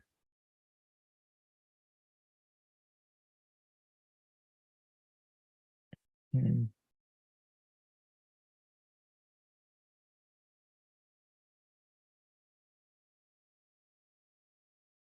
Hmm. Let's see, what is... I guess this is him, the first part where he's like sort of like very comfortable in court, right? He has all these like luxurious things, but he says, "Nah, I cannot do it. I cannot eat nor drink." And then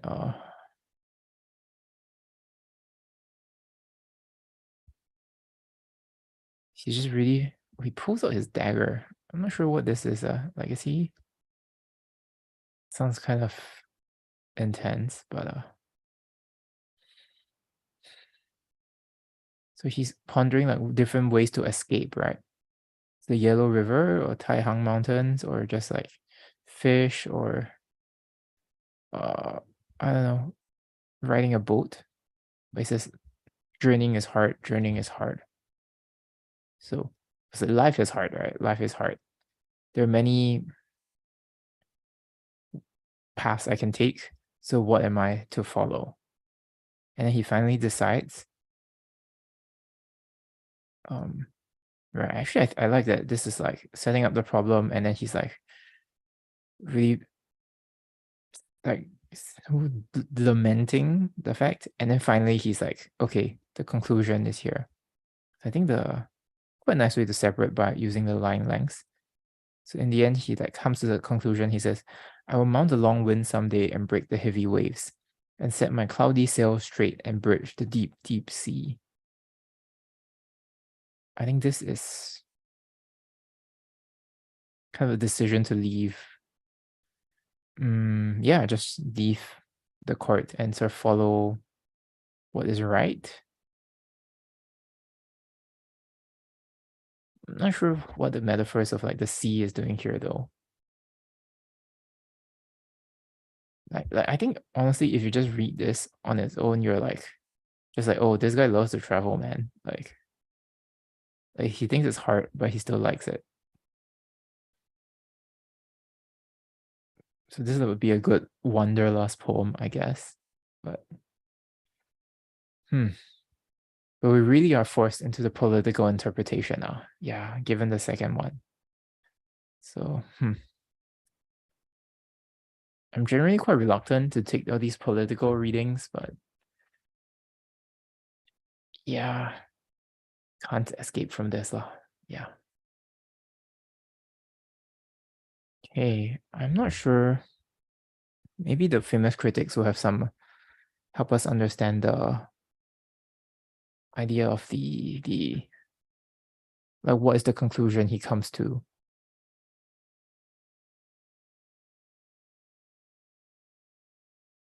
Okay, so here is just the conclusion of the first poem. It's like he knows it's very difficult.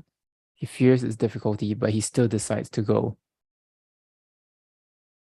Okay, that's actually like a pretty good description of life, right? Like, life is hard, but you still, you decide what you want and you still have to do it. Yeah. Or you decide what you want and then you do it. So that's actually pretty good. And next,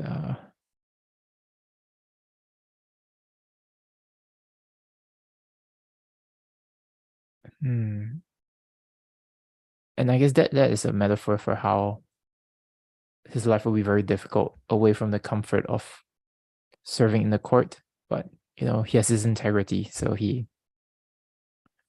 has to go, even if he has to wander on the uncertainty, like the uncertainty of the ocean, right?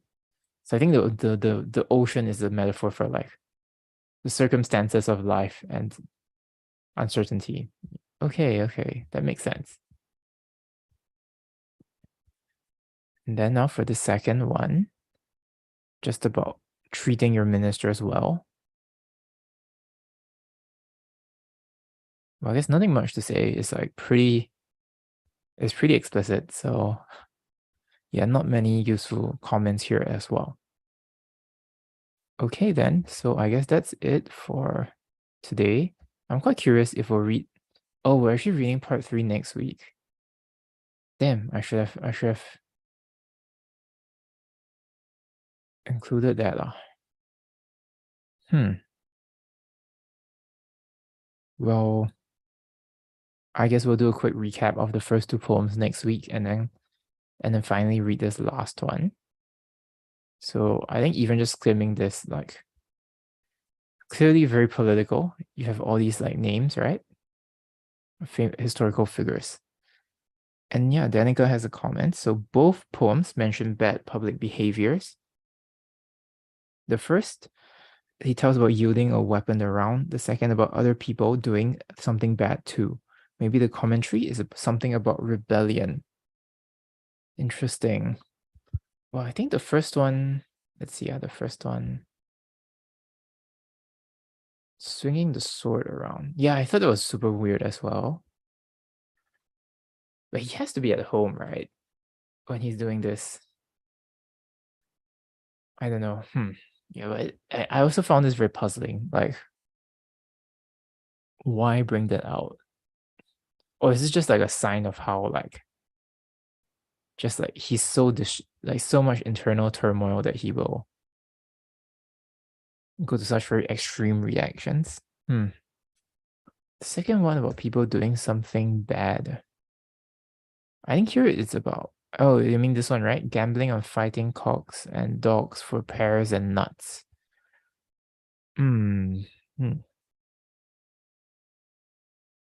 Bad public behaviors.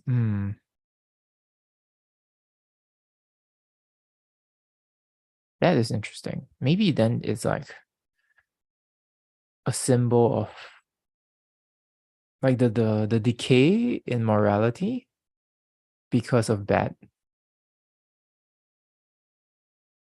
emperor. I think that could be quite possible. Because the idea is like, or there is this idea of like the emperor is like the source, right, of morality. And if you're, I mean, it's kind of true, right? If like your leader is kind of sus, is like a bad person, and then you kind of end up having to engage in bad behaviors to get ahead, or you just feel like, well, if he's the boss and he can do like these like bad things, then why not? I guess these bad things are okay. So yeah, I think I can definitely. I think it's a good point, at least for this one. The dagger one was just weird. Like, I still don't really get it. But yeah, maybe the third poem for next week will help us understand that better. And yeah,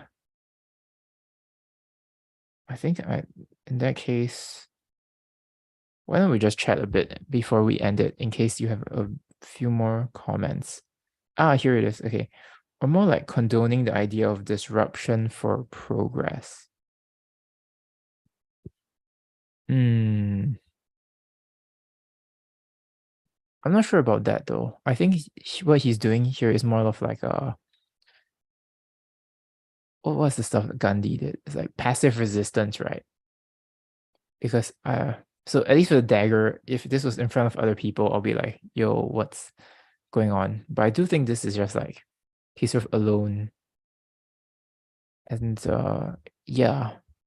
So I don't think he's calling for rebellion. He's more just like, I'm gonna leave, because here is he's saying like it's sort of a lonely path, right? That he sort of ends up deciding. It's quite different from, like, I wouldn't, if you want to say I want to start a rebellion, I wouldn't use the metaphor of sailing alone on the sea. Like maybe if you said I'm gonna be a pirate, I think that would make more sense to me. Yeah. Yeah.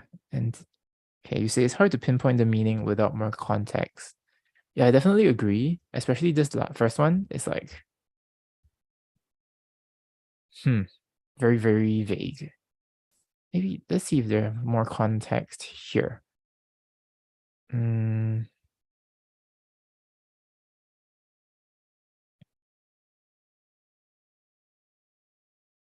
Okay, so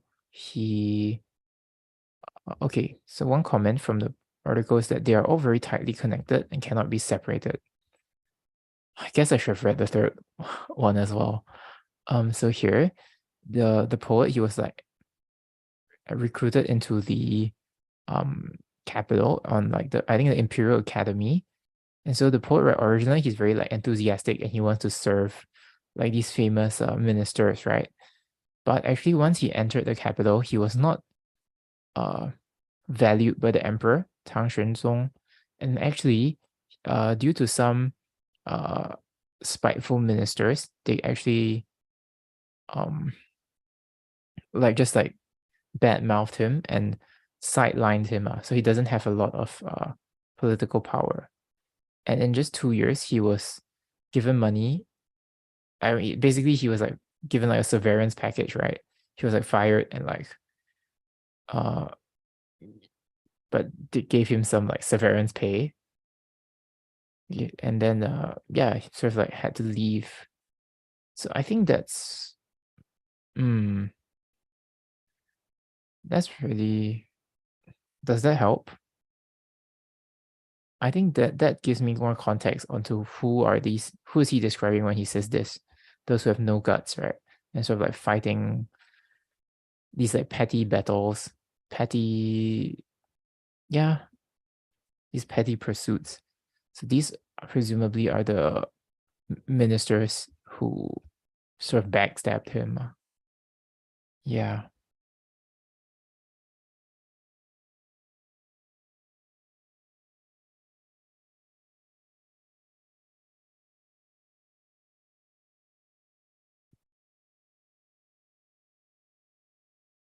Okay. Mm, let me know if you have more thoughts. Yeah. Why not I just look at talk a bit about how much we've covered. And yeah, if you have more comments, please feel free to. Okay. Danica says he was not happy with the way things were. Yeah, definitely. Yeah, definitely. And that's why the second poem, right? He's like, go back without delay. Like, go back to the way of using, like how to be a good leader, I guess. It's just you're getting, I guess he's saying like, because you're a crappy leader, that's why you have crappy followers. I think that's the implication here. And then the crappy followers backstab the good follower, which is me, the poet, which is me, Li Bai. Yeah. So, interesting. Okay. Yeah, and it says he was asking for change. So yeah, I definitely agree there. I mean, he says, go back without delay. Honestly, yeah, but generally, I don't think Li Bai would start a rebellion. He's kind of a soft boy, you know. He's well, that's not true. There are a lot of poets in Chinese history who are also like generals. So yeah, maybe. Okay, but yeah, I think this has to be, how many weeks have we done this? I think this will be like week 18. So I think total there's 320 poems, even though it says like 300. So should be done in the next few months. Yeah. Should be done in July, mid-July. So yeah, okay. And then after this folk song style verse, we should have some interesting ones. Oh, okay. These very classic 5-character poems. That will be fun. And yeah, and then we should sort of loop back into these. So these are the ones we started with. So we just have a bunch of these left. This will be really interesting. These are regulated verses. So yeah, excited to really get to these. And I guess we will be finishing with the long poems by next week, and we're going back to these shorter ones. And yeah, hopefully then I can really go more into the Chinese, because for these long poems, I'm like, for the purposes of time, and it's just not possible to really dig deep into the language. So yeah, I do hope it'll be more interesting once we get to these and we can really look more at yeah, just specific lines and references. Okay, so yeah, I think let's call it a day for today. So thanks so much for tuning in. And yeah, so many messages today. So yeah, thanks so much. It's always nice to see your thoughts, and helps me feel like I'm not alone in my room for the 18th time. So, okay. All right. Thanks so much. And I hope to see you all next week at the same time. Okay. Bye.